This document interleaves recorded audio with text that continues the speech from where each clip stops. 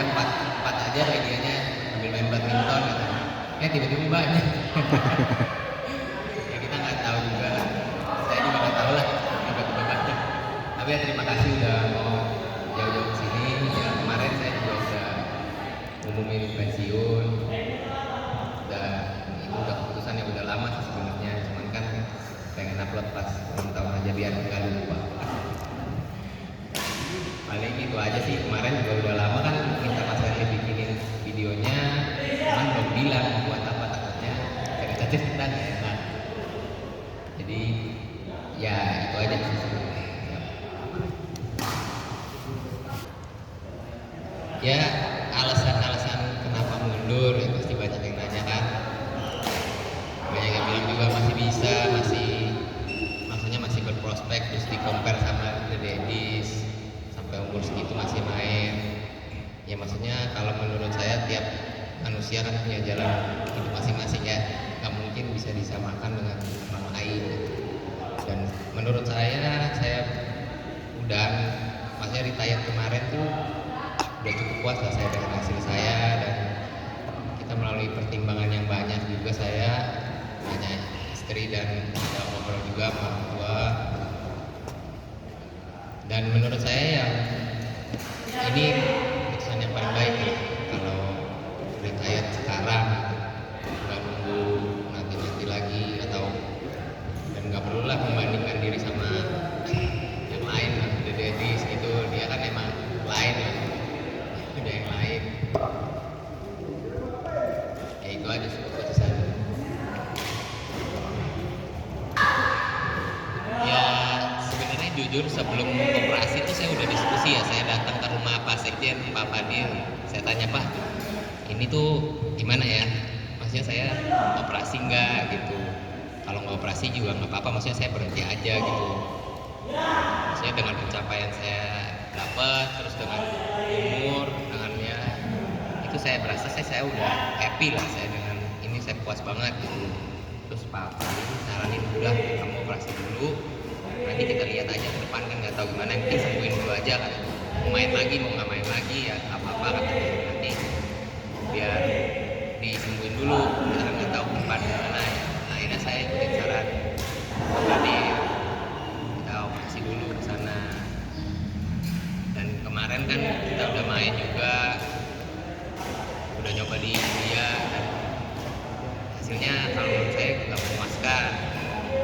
Dan kalau start ulang dari kayak gitu lagi dari bawah, kayaknya juga apa ya, berat lah kalau saya ya, pergi pertandingan mesti yang kecil dulu, jauh-jauh lagi kan. Jadinya ya itu buat pertimbangan juga sih, benernya udah lama juga. Soalnya kan yang lain juga banyak, masih ada Fajarian, masih ada itu.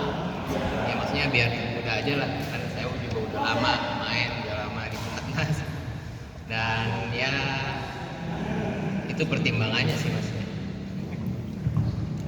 Dari kapannya itu berapa? Habis India kah gitu atau memutuskan untuk ya udah? Oh iya, habis India itu kan ya emang di sana hasilnya nggak memuaskan juga. Terus sekarang main nggak main juga masih bingung kan. Terus kalau saya start dari awal juga gimana ya, udah umur start dari jalan lagi, dari bawah lagi. Iya kalau bagus, kalau enggak buang waktu, buang segala macam lah, masih terlalu banyak yang dikorbanin kalau menurut saya. Berpasangan kan kita juga nanya sama pelatih ya, terus dia nggak ada opsi lain juga, dia gajil apalah, terus maksudnya kita nggak bisa ngomongin Kevin kan nggak tahu mau mainnya lagi kapan, dan pelatih pas kalau ditanya jawabnya ya nggak nyalain pelatih kan, cuman jawabannya mungkin dia juga nggak tahu, jadinya saya juga ya udahlah, maksudnya kasihan juga kalau saya di pelatnas lama-lama, kuota saya kan mungkin bisa dipakai buat yang lain. Anak-anak kan banyak tuh yang mau masuk, dan kemarin seleknas yang masuk cuma satu. Kan kasihan seluruh anak di Indonesia, masa yang masuk cuma satu. Mending kuota saya daripada saya nggak main, cuma menemuin di situ, mending buat yang muda-muda lah, kasihan gitu kan. Dan surat resmi ke PBSI kemarin sudah dikirim malam tapi malam. jadi kan yang Pak Alex Pos itu emang belum kirim. Tadi saya juga nungguin video Mas Erli dulu soalnya Mas, belum tentu jadi kan, takutnya nggak jadi nih udah kirim-kirim. Nanti dia press release duluan, malah jadi bukan saya yang ngomong duluan, dia duluan.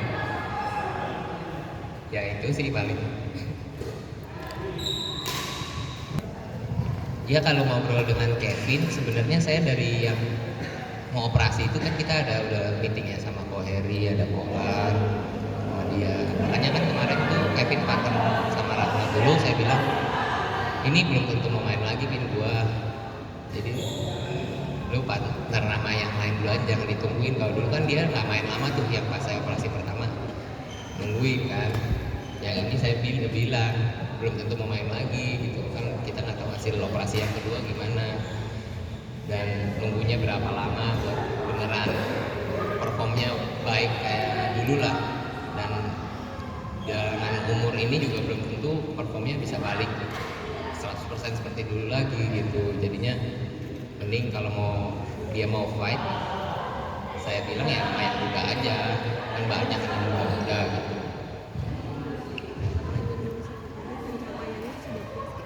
Oh, soal pencapaian, wah kalau pencapaian Pak, saya sangat puas ya. Mungkin kalau saya diulang jadi kecil lagi dan nggak tahu masa depan kayak gimana, saya nggak akan kayak gini kayaknya Pak.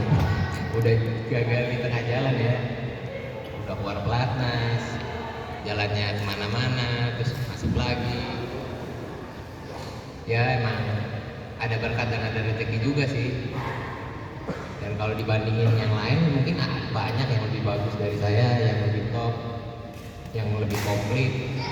Tetapi saya sendiri pribadi sangat puas lah dengan hasil yang apa yang saya dapat di badminton ini.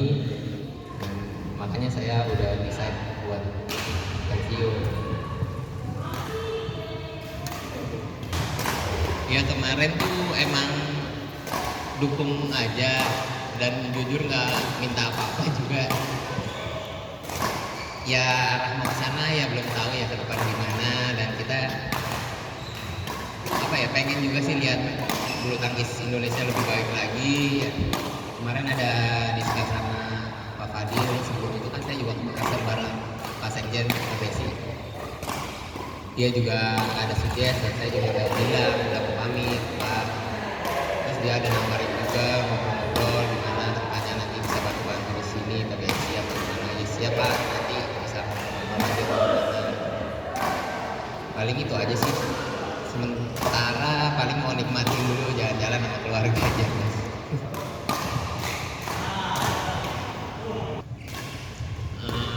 Dengan pembiayaan emang dibantu Mas dari PBSI. Yang pertama, yang kedua juga dibantu sih Mas.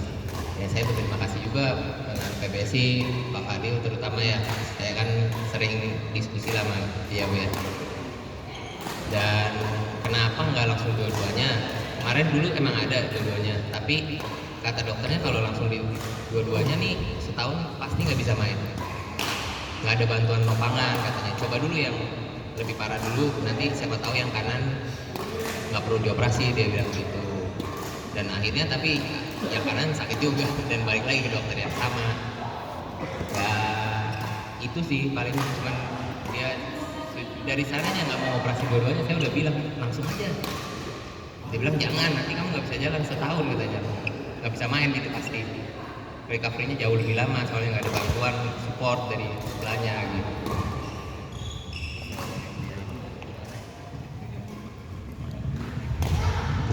Pasti kayaknya 10-20% agak turun pasti Mas.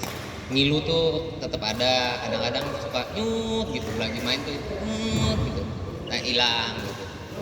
Jadinya kayak jumpingnya juga belum tentu bisa yang kayak dulu langsung tak kiri kanannya. Ada tetap mungkin operasinya ya 90%, sisa 10% tuh ada ngilu, kadang nyut, kadang bengkak sedikit gitu.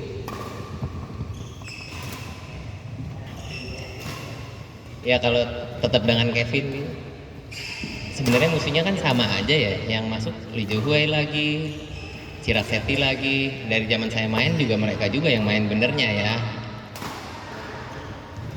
Kalau menurut Mas gimana persaingan? Kalau menurut saya iya, Thailand banyak pemainnya yang sama yang dulu saya main itu. Yang baru muncul siapa? Liang Weikeng gitu. Yang Wengkeng kan barengan juga ya siapa? Ya maksudnya rame menang kalah masih bisa fight sih benernya.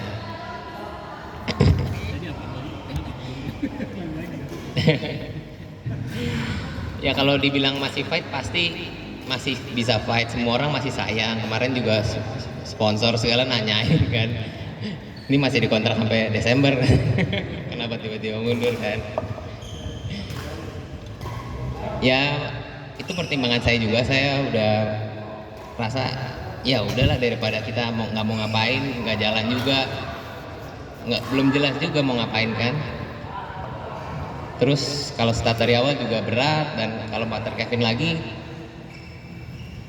belum ada kabar gimana gitu, maksudnya kita kayak mau ngapain, nggak enak juga kalau nggak kerja tapi digaji tuh nggak enak mas.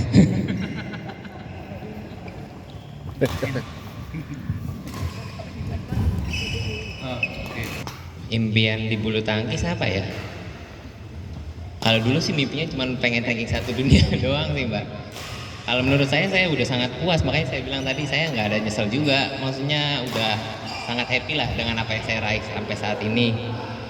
Dan nggak ada nyesel, nggak kepengen banget harus Olimpik, harus juara dunia. Saya sampai kesini aja udah seneng banget. Dan next mungkin impiannya apa ya? Ya pasti pengen lihat bulu tangkis juga lebih disukai, lebih prestasinya lebih baik dan lebih memasyarakat, membantu anak-anak muda lah. Kan kita di sini juga bikin akademi. Saya juga senang liatin mereka latihan. Ya ingat zaman waktu dulu kecil ya. Punya mimpi, punya tekad. Yang lain kerjanya main doang, kemana-mana kita pulang sekolah suruh latihan sampai malam. Ya maksudnya positif juga biar nggak aneh-aneh, anak-anak juga ada tujuan hidupnya dari kecil udah diarahin dan punya keahlian. Ya sangat baik ya, semoga PBSI dan Indonesia lah bisa membantu. Olahraga ini kan sangat populer di Indonesia ya, anak-anak juga banyak yang mau jadi atlet, banyak yang mimpi jadi pemain dunia, mau jadi apa ya, badminton for living gitu, bukan buat fun kan. Semoga ya PBSI bisa bantu lah kembangin di daerah-daerah, apalagi di kan banyak yang di Papua, di mana di Kalimantan. Kalau bisa semuanya ada satu tempat yang wadah yang baik kan lebih enak gitu. Saya sih senang, pengen lihat biar bulu tangkisnya lebih merata aja sih. Kalau begitu mungkin nggak misalkan Gideon Badminton Academy ini akan meluas di luar, maksudnya di provinsi lain, atau mungkin mau buka di negara sebelah gitu, bisa aja kan? Pengen sih bikin di luar pulau mbak, maksudnya yang kayak di Papua atau di Kalimantan gitu, di Sulawesi. Cuman ya kemarin dipikir masih main juga belum ada sumber daya, belum ada waktu buat mikirin kan ya. Semoga nanti ada jalan, nah kalau bisa ada jalan ya kita mau coba di tempat-tempat gitu yang bulu tangkisnya belum sepopuler kayak Pulau Jawa.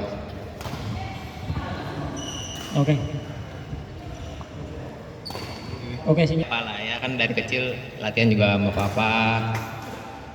Dari sampai masuk pelatnas tuh latihannya sama bapak terus.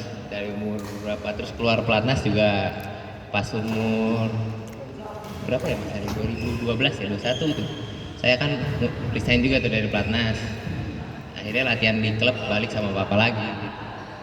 Ya sangat ya berjasa banget lah, makanya mungkin bapak juga nggak apa ya, nggak expect banget buat retired secepat ini mungkin.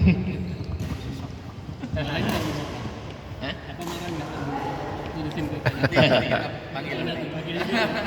Enggak lah, kalau menurut saya papa pasti dia respect dengan segala keputusan saya, kasih suggestion pasti, maksudnya kita kan nerima saran, nerima apa dari orang tua, apalagi dapat ini kan insight yang bagus gitu. Tapi kan segala keputusan kan dari hidup kan, apalagi saya udah besar ya, anaknya udah 3. Pasti kan tetap keputusan ada di saya gitu buat nentuin mau ngapain gitu nextnya. Kalau dari anak-anakmu udah ada yang punya bakat badminton seperti Bapak Ibu? Barang kalian anak kecil. Baru umur 5 tahun mas, sudah diajarin ke sini main suka dan bisa sih kayaknya dikit-dikit. Cuman kan jadi atletnya nggak gampang ya. Kalau udah terjun setengah-setengah ya sayang, juaranya cuma ada satu. Yang main ribuan.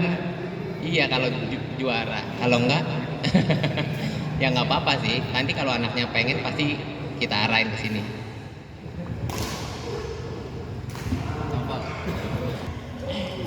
Ya terima kasih ya, kemarin juga banyak fans banget yang komen, seneng banget lah, maksudnya dia appreciate gitu sama semua orang. Ada yang bilang nonton badminton gara-gara kita main, ya seneng banget lah.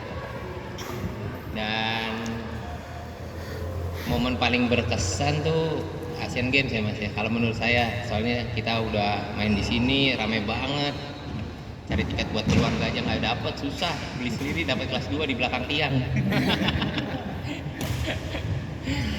Dan pas final juga udah ketinggalan berapa tuh ya, 17-11 saya sampai inget tuh. Fajar lagi luar biasa lah mainnya waktu itu, dan akhirnya bisa menang sampai jus-jusan. Wah itu nggak akan lupa sih kayaknya. Dan next tentang PNS, sebenarnya saya sih udah mundur dari PNS ya mas. Waktu itu kan saya yang upload yang barengan Pak TKN Pak itu, sebelum pas di up itu emang ada teguran, daripada ribet saya langsung mundur aja gitu. Dan pasti fokusnya pengen dibantu di sini juga sementara. Dan ya emang saya senang juga ngeliat anak-anak latihan gitu, anak-anak muda.